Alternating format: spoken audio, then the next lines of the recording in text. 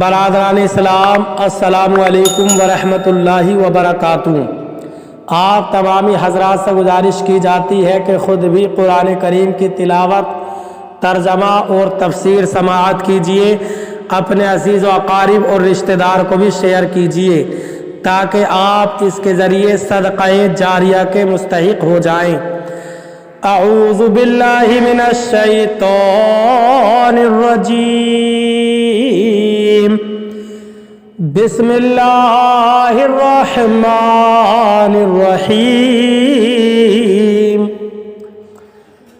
نحن جعلناها تذکرۃ ومتاعا للمقوین فسبح باسم ربک العظیم۔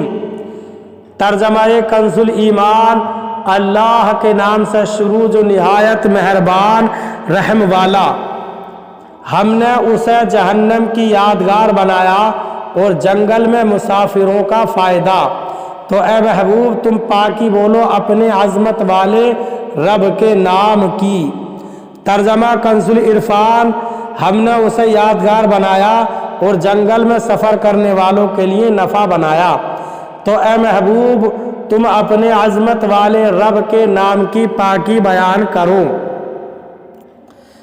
نحن جعلناها تذکرہ، ہم نے اسے یادگار بنایا۔ اس آیت میں اللہ تعالیٰ نے آگ کے دو فوائد بیان فرمائے۔ پہلا فائدہ یہ ارشاد فرمایا کہ ہم نے اس آگ کو جہنم کی آگ کی یادگار بنایا تاکہ دیکھنے والا اس آگ کو دیکھ کر جہنم کی بڑی آگ کو یاد کرے اور اللہ تعالیٰ سے اور اس کے عذاب سے ڈرے۔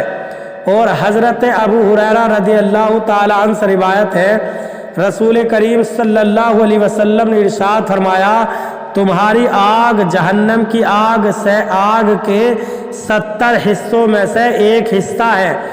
عرض کی گئی یا رسول اللہ صلی اللہ علیہ وسلم، یہ آگ بھی کافی گرم ہے۔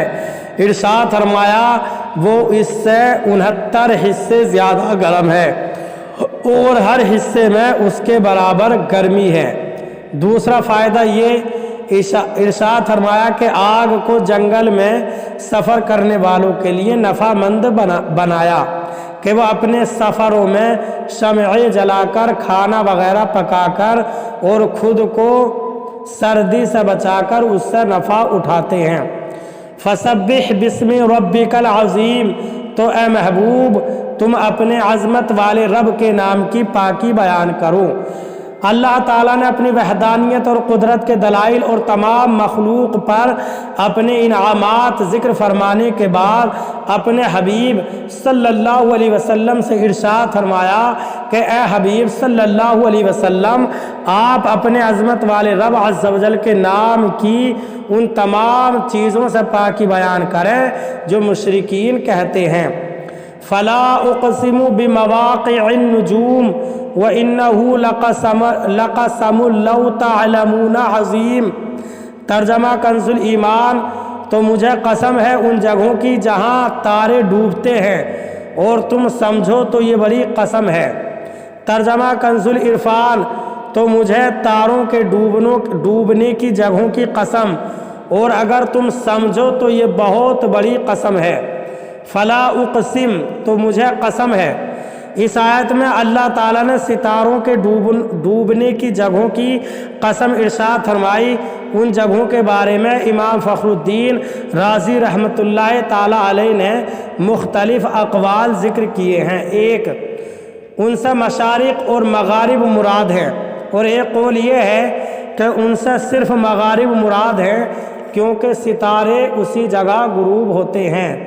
دو، ان سے آسمان میں بروج اور سیاروں یا ستاروں کے منازل مراد ہیں۔ تین، ان سے شیاطین کو پڑھنے والے شہاب ثاقب کے گرنے کی جگہ مراد ہیں۔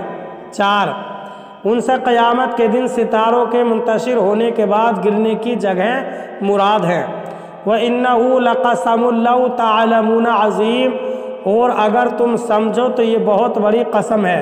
ارشاد فرمایا کہ اگر تمہیں علم ہو تو تم اس قسم کی عظمت جان لو گے، کیونکہ یہ اللہ تعالیٰ کی عظیم قدرت اور حکمت کے کمال پر دلالت کرتی ہے۔